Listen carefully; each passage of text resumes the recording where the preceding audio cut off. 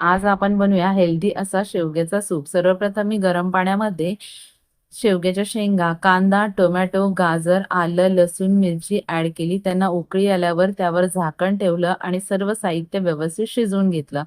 हे सर्व साहित्य शिजल्यानंतर त्यातलं पाणी गाळून घेतलं आणि मग मी याला मिक्सरमध्ये छानपैकी वाटून घेतलं। हे अशा प्रकारे वाटलेलं हे वाटण मी एका चाळणीमध्ये काढून घेतलं आणि छानपैकी त्याला गाळून घेतलं। हे अशा प्रकारे मग मी त्याच बाउलमध्ये बटर ॲड केला। बटर वितळल्यावर त्यामध्ये बारीक चिरलेली लसूण आणि हळद टाकली। सर्व साहित्य व्यवस्थित परतून घेतलं। मग मी त्यामध्ये तयार केलेली पेस्ट ॲड केली आणि त्यामध्ये योग्य प्रमाणात पाणी टाकलं। तुम्हाला हवं तेवढ्या प्रमाणात तुम्ही पाणी टाकू शकता। मग मी त्यामध्ये काळी मिरी आणि मीठ त्याचबरोबर लिंबू सुद्धा ॲड केला आणि अशा प्रकारे मी हा शेवग्याच्या शेंगाचा हेल्दी सूप तयार केलेला आहे। तुम्ही पण खायला या। Please subscribe.